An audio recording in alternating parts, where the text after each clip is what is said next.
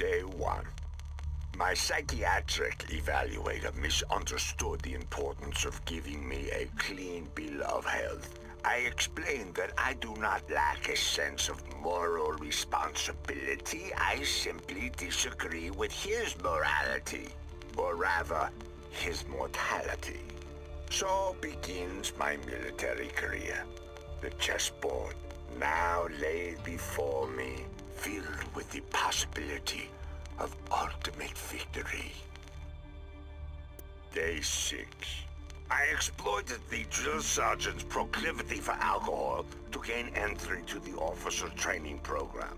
When they announced my acceptance in front of the men, I humbly stated that I would not leave them for my own glory. Now, I must complete both boot camp and officer training. Day 19. The other men in my platoon prove worthless and weak.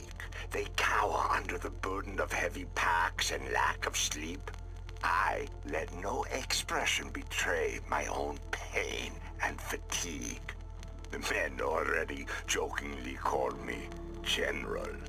The government can have their bodies, but I capture their minds and loyalty. Day 27.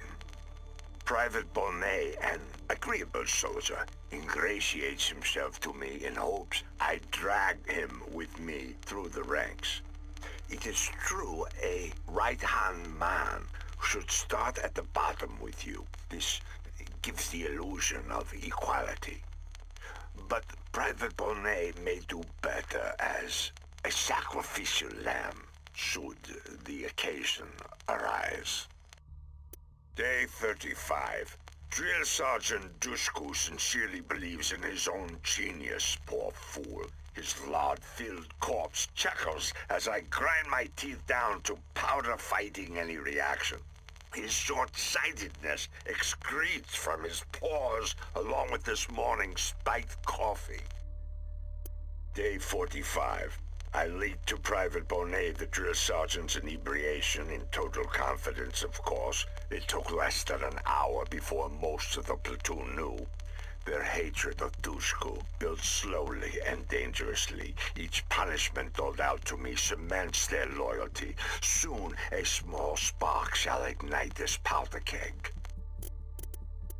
Day 50. I blurted an insult to the red-nosed Dushku as he applied a deserved punishment onto Private Bonnet. He screamed himself hoarse before pitifully retreating to the barracks. I must foot slog until sunset or drop. Each man peered from the barracks window, watching me march, unshaken, adoration in their eyes. Day 60. President-elect Dante inspected the base today, peace spilling from his lips. He lacks the will for strength, his eyes filled with compassion for the meat marching before him. I see his weakness in each wintry breath he takes.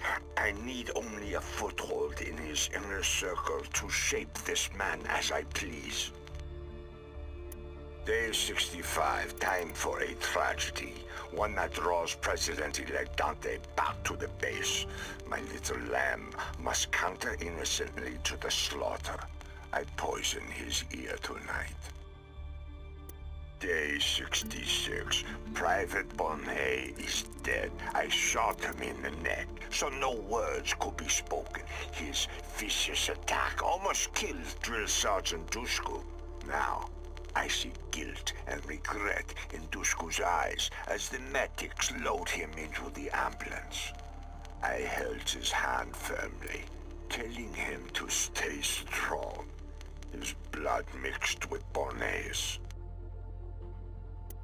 Day 75, boot camp graduation day. The flag morbidly hangs at half-mast.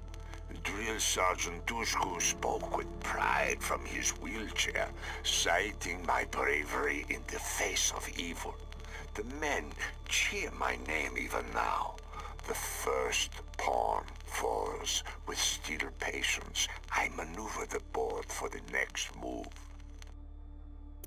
Day 115. I selected a position in the southern islands, holding command over security of these towns. I push the training of the men. The tip of the spear needs sharpening. Standing over the town of Costa del Porto. Weakness built across a millennia protected by both cliffs and water.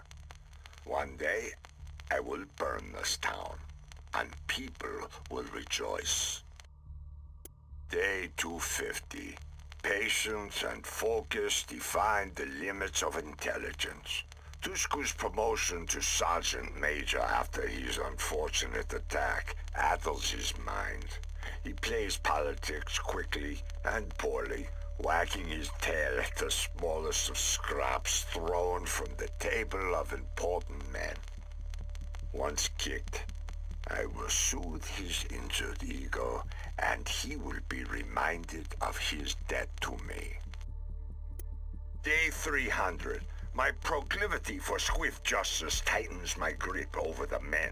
I balance this with generosity by loosening the purse strings and procuring a budget to build a base in Lake Tutor. Hard labor and clear goals remove power struggles. Men follow orders when their bones ache. My word slowly supersedes any gluttonous mumblings from the capital. Day 350. Porto Sirocco's Brigadier General De Luca whimpered his way into my office.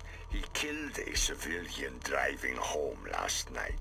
A shame the lights failed on his route home, which he takes every night like clockwork. I suppose I should write a letter of condolences to my delivery boy's family. Day 485, a promotion. Officially the youngest colonel in the Army's history, I now work directly with Brigadier General De Luca. The ceremony, looking out over Sevilla, maintained proper modesty.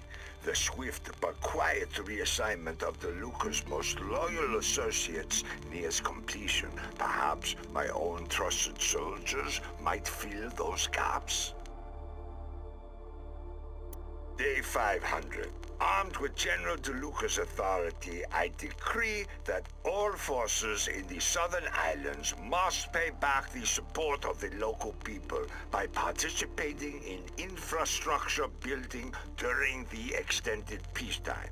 I ensure locals know my name at every opportunity as we pave their roads and build their bridges. Day 750. A picture of General De Luca's car after his unfortunate hit and run received front-page headlines today. Such a shame that this embarrassment happened on the exact same day as the ribbon-cutting ceremony at Laguna del Sol. I humbly accepted the honor and give the speech in his absence. Day 790. A magistrate put forth a vote in the local council to celebrate Di Ravello Day.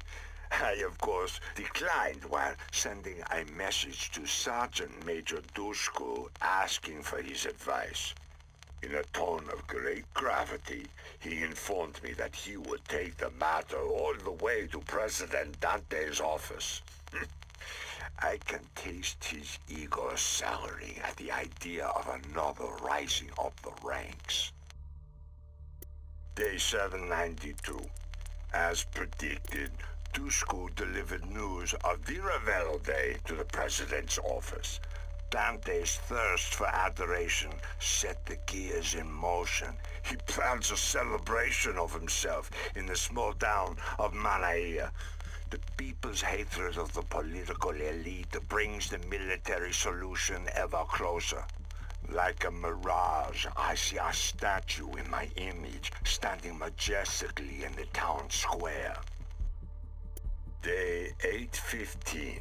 The president arrived today for his celebration.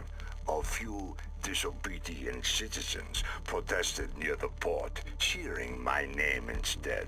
I personally greeted him at the docks and graciously escorted him on a tour of our recent successes. General De Luca's recent legal misfortunes still keep him away from public events. Day 816. Before boarding his ship to the capital, President Dante personally thanked me and intimated that the mess with De Luca must be resolved quickly. The President promises to place it at the top of his agenda. Now, I must tread carefully here, yet ensure that it continues to remain a priority. Perhaps another embarrassment for De Luca will tip the scales fully in my favor. Day 860. While I talk on the telephone, De Luca barges into my office, boiling with rage. He thunders about my inefficacy as a commander, his own superiority, my pathetic pampering of our worthless president. After enduring 2 minutes of his tirade, I calmly hold up a single finger, return to the phone, and assure President Dante that I will call him later. De Luca's face blooms purple as an eggplant, his fate sealed. Day 912. Surrounded by the beautiful countryside, accompanied by just the right amount of pomp and circumstance, President Dante swore me into the position of Brigadier General. Congratulating me, he whispered that I should rely on him. He knows the trials of being young and in power. I look forward to whispering back to him one day. Day 913. The languor of the military ends today. Command and control are the foundation of my vision for the world. No more will government paychecks pamper wine-fueled retreats. The men must transform their soft skin to leather hide, their minds to steel traps of resolve, their will consumed by my voice. Today, my claws tear into the flesh of this nation. Day 1281. With an unbreakable grip over the southern islands, I turn my focus to the scattered fishing villages in the western islands. The serpentine rock formations provide an ideal defensive structure for building a more advanced military away from the prying eyes of the capital. Day 1315. My meetings with the President's Defense Council proceed flawlessly. Their eyes fill with shame as I dissect their budgets, lifting corruption close enough to the light to dampen any dissent. The weaker representatives need only suffer some small tragedy to place them slithering on their bellies, begging for my leadership. Time to create an enemy. Day 1317. In my predecessor's files, I discovered a contact with the agency, a shadow American organization with their fat little fingers in every pie. As I wait to meet this mysterious figure with his cowboy drawl, my gaze falls upon a perfect plot of land for a future airbase in this region. My need for an enemy seems to have fallen into my lap. Day 1341. I saw disgraced ex-General De Luca fishing off the pier. What a pitiful sight. The man wastes the precious oxygen of this earth. But I owe it to him to find one more use for his life. That agency man I met might be the key. I need only set the wheels in motion. Day 1349. One can conjure insanity within a subject. It just takes a bit of a sense of humor.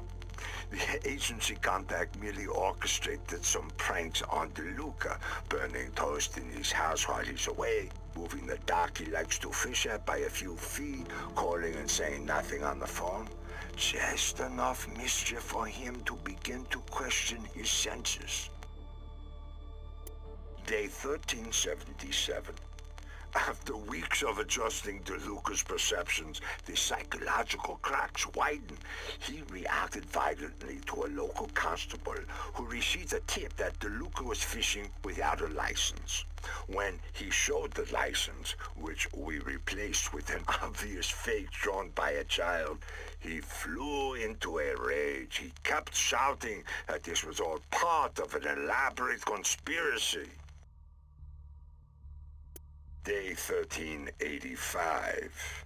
Sergeant Major Dushku's role in the plan to create an enemy force within Medici began today.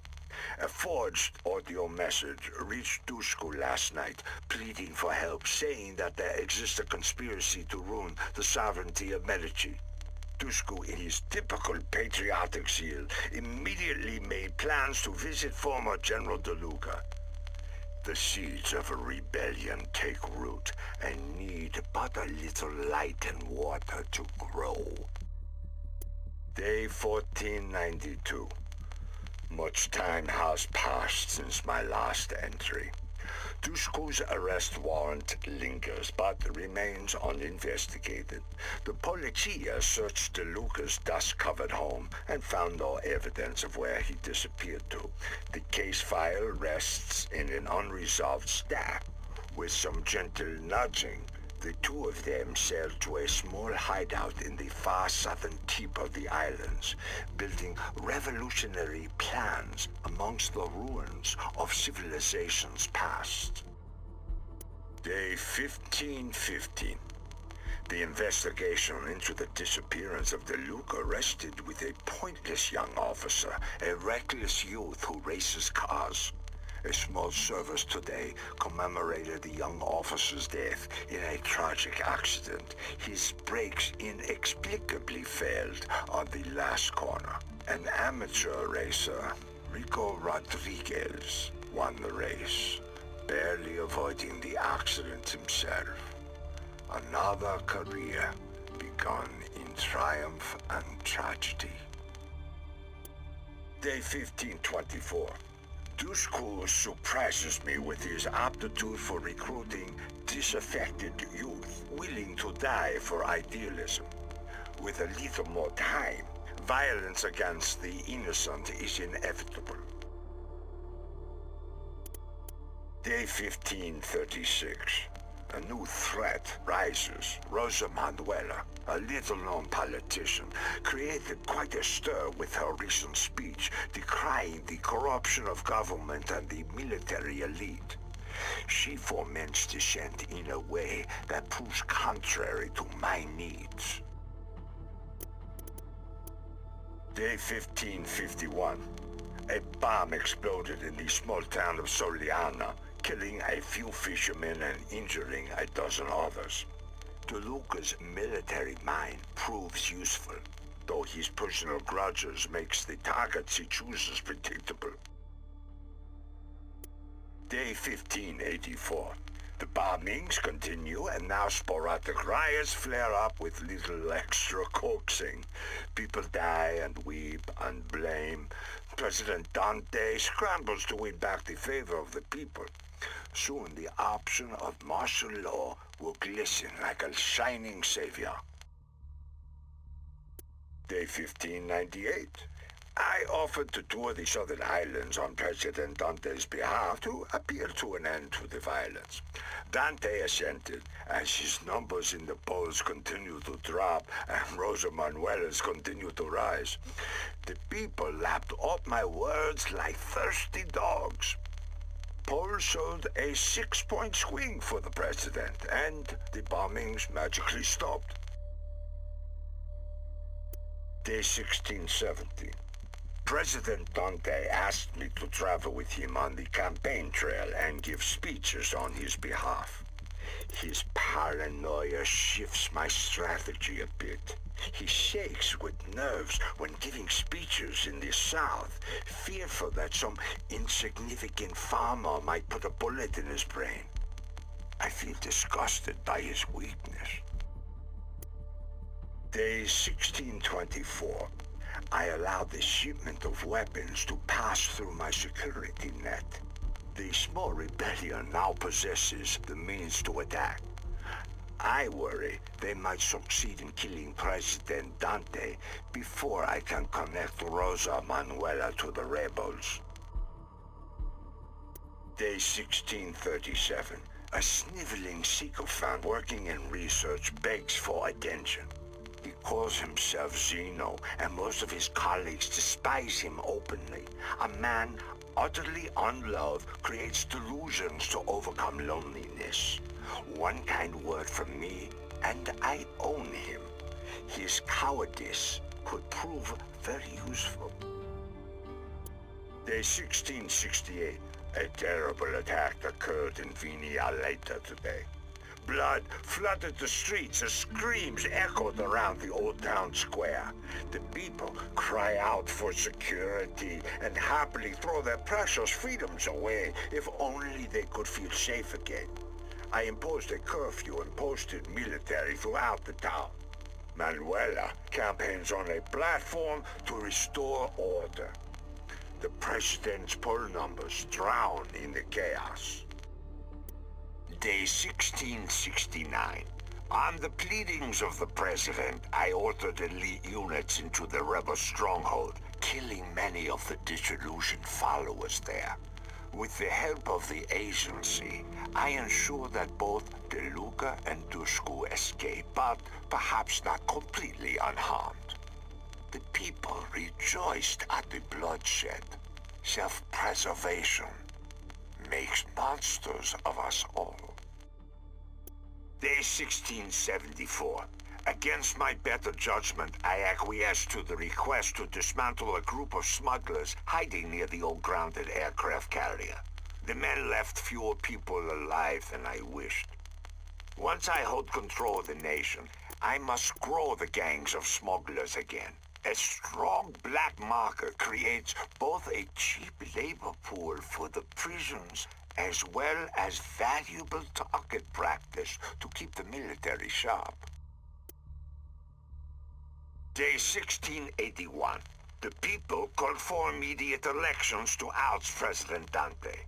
Rosa Manuela continues to surprise me with her tactics. She easily manipulates the hearts of the people, but I command the loyalty of the military.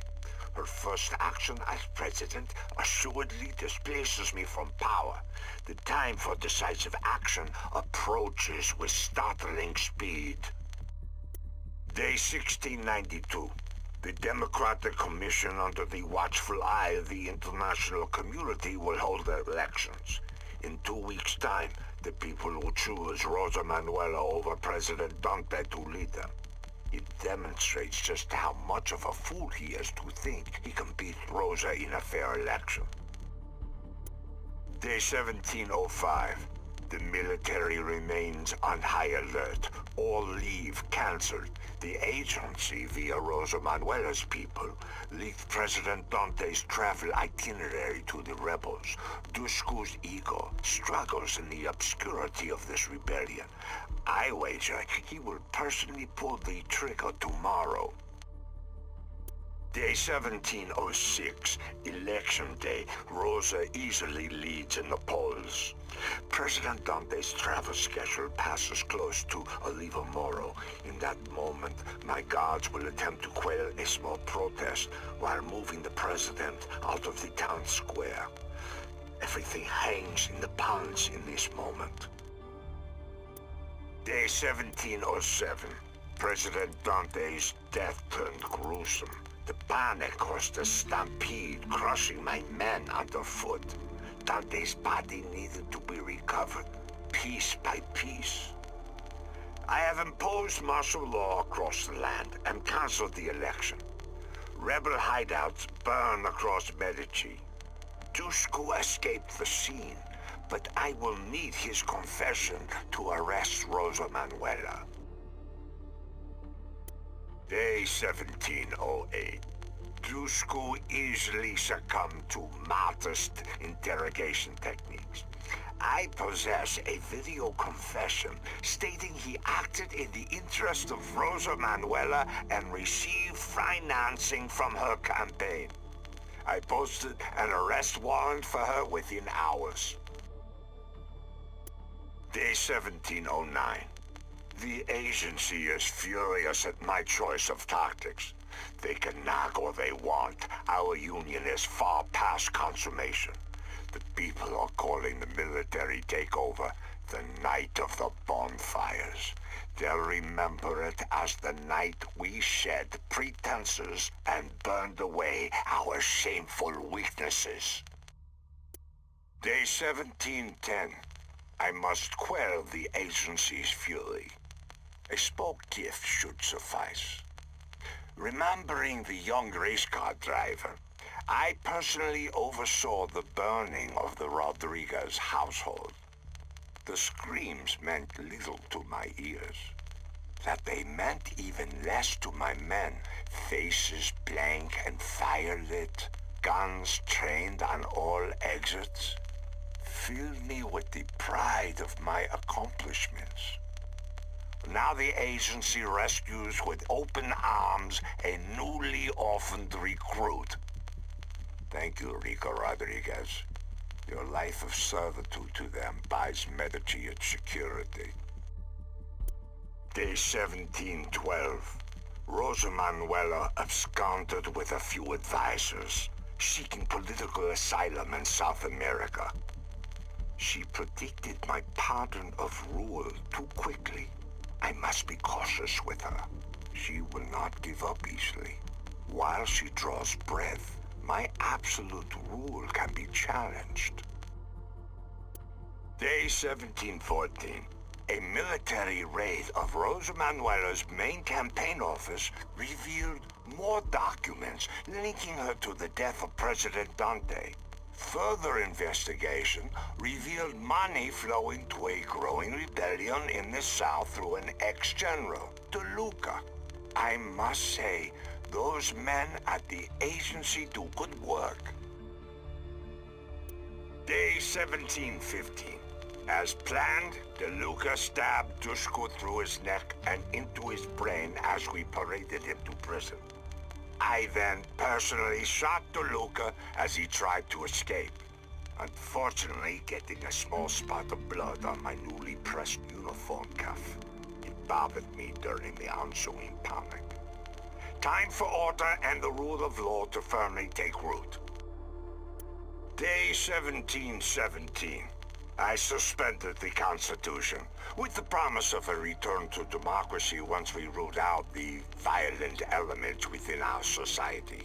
The people's representatives voted unanimously for the resolution.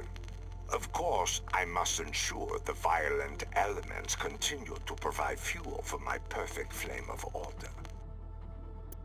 Day 2082, 1 year removed from Dante's death. My authority stands uncontested. The agency requests latitude to experiment on a local mineral, bavarium. If they are interested, I am interested. Perhaps power blooms in more than just my dormant volcano. Day 2091. The Polizia still pose a threat to my plans with their adherence to codes of ethics and due process. They reek of redundancy, bumbling over affairs the military can better manage. I must find a way to dispose of that institution, but all in due time. Day 2114. The smugglers grow in the south. The construction of new military bases occupies the hands and minds of the people. A new research facility hidden within the central communications tower in the mountain obfuscates itself amongst other top-secret expenditures. The blue mineral Bavarium offers a path beyond these shores. Day 2215.